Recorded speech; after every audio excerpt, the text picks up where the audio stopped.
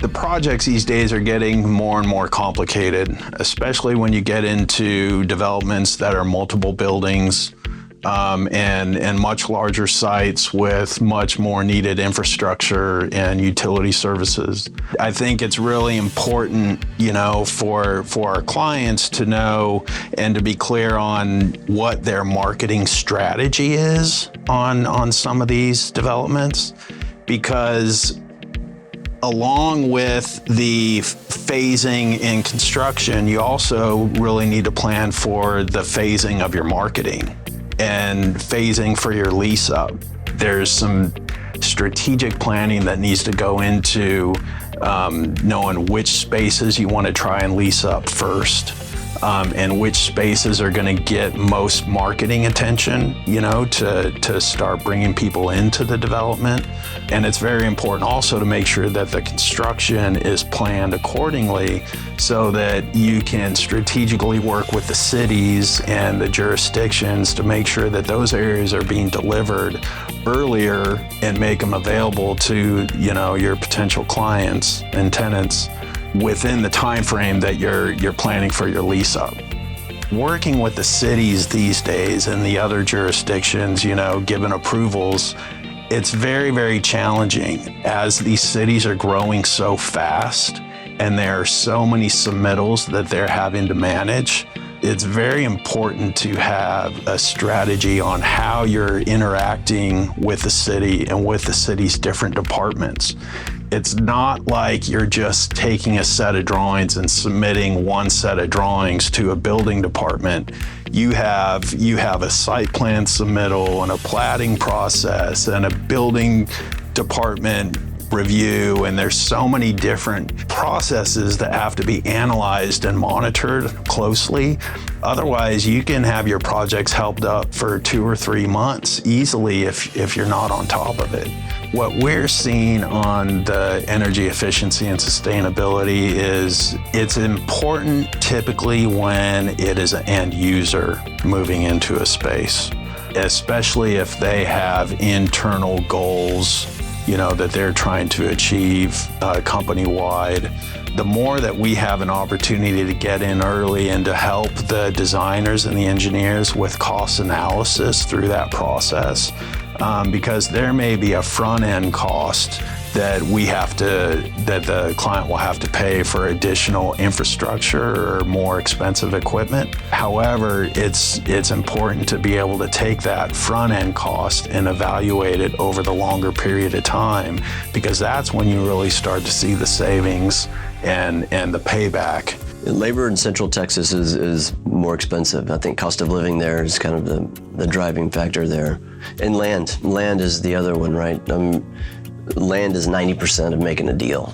So you got to get real creative on how you find sites. And most of the sites that we get involved in Central Texas don't have utilities, or they don't have all the infrastructure that you would normally have on a ready to develop site. So getting creative around how to make those sites valuable is where we're seeing some activity. And where we are most valuable is when we can get in early and start to help them solve those entitlement issues and infrastructure challenges. Having been on that side before, I kind of know how those things have to be addressed and overcome. So we get in early. I think that's where we provide the most value to our clients. One trend that we see happening is you've got these big companies like Nike or Ariat or some of the big retailers that are known, combining space. Used to, you've got the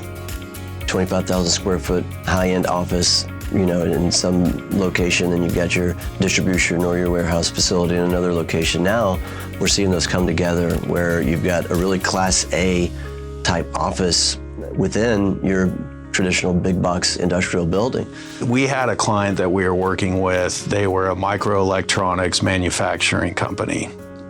They were relocating 3 different offices into one facility. They had 2 Class 100 clean rooms that were very design heavy. It was going to take a long time to get the design completed according to what they needed and to get it approved and pushed through the city. Fortunately, we were brought in early on the process. And what we had recommended to the design team and to the client was that they take their drawing package and they break it into 2 different pieces. Because we went ahead and approached separating the drawing packages, we were able to deliver the office component probably 3 months earlier than the rest of the building where all the manufacturing and the clean rooms were. It gave them an opportunity where they were able to relocate and move into the new facility, and they didn't have to pay a bunch of leasing fees and penalties because they were being held over into their space because of design delays. What our clients are looking for more than anything is cost certainty. Which is different than the lowest cost. I think that once they get that comfort level that they're not trying to guess what their return's gonna look like, I think that's when you see things start ramping up. And a lot of things contributed to that. You know, the interest rates, I don't see or that continuing to be something that's moving, you know, or volatile. I think demand, you know, once this absorption kind of gets on track, I think, you know, the demand is strong. One thing that I feel like that Gordon Highlander has a huge advantage of is our diversification. So we'll build a building ground up, and then we engage our either high-end corporate interior finish out group, our industrial finish out group, and they've got different subs, you know, different partners, and so you get the best of both worlds. A lot of general contractors are really good at one or the other. And so our value prop is that we're good at both, and we use different partners for different things, and I think that you know, certainly builds cost efficiencies and value for our clients. So when we're talking about these, you know, industrial type buildings, but then maybe kind of a corporate office feel and you know, part of the building, we're the right crew because we've got both in-house that really masters each of those product types. Some final advice, you know, I think there's a lot of developers and people that think pre-construction is really more kind of just an estimating exercise, but it's really so much more than that. As you're site planning a site and you're planning the purpose of your development, there's a lot more to go into pre-construction than just getting verification of costs. If you have a great pre-construction team, you know, your contractor, your architect, your engineers, and everybody's really working together, the recommendations and the cost effectiveness that can be worked out ahead of time before you get into too much details and spend too much money on the drawing development, it can be a real value to the developer and to the long term of the development.